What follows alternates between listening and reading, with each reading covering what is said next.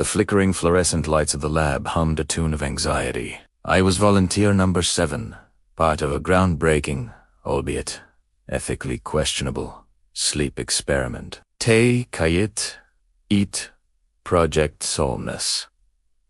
The goal? To unlock the full potential of the human mind by manipulating our dreams, Dr. Alistair Finch, the lead researcher, had this unnerving glint in his eye.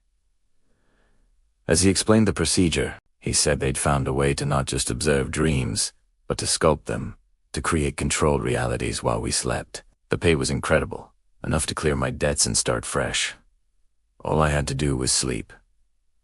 How hard could that be? Strapped into the clinical white bed with a web of wires attached to my scalp, I felt a strange mix of excitement and dread. Dr. Finch assured me the first session would be simple, a gentle introduction.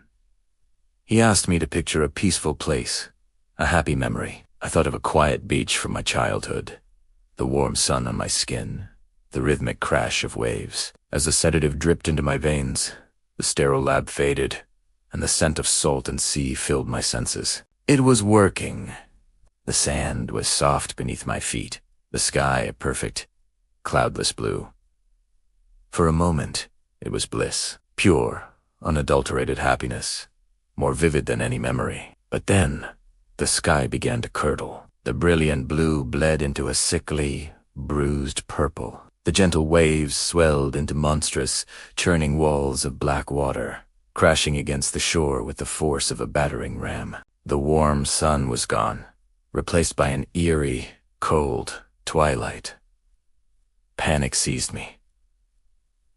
This wasn't my memory anymore. I tried to run, but my feet were leaden, sinking into the wet sand that now felt like thick, grasping mud. A figure stood at the water's edge, its back to me. It was tall and unnaturally thin, its silhouette jagged against the violent horizon. I wanted to scream, to wake myself up, but no sound came out.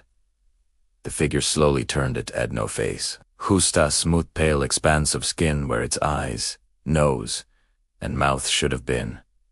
Yet, I could feel it watching me. I could feel its silent, malevolent intent boring into my very soul. It began to shamble towards me, its movements jerky and wrong. With every step it took, the beach dissolved a little more, the sand turning to writhing, black worms under its feet. The sound of the ocean was replaced by a low, guttural whispering that seemed to come from everywhere at once, a language of pure terror that I somehow understood. I finally found my voice and let out a choked, desperate scream. My eyes snapped open. I was back in the lab, my heart hammering against my ribs like a trapped bird. The alarms on the monitors were blaring.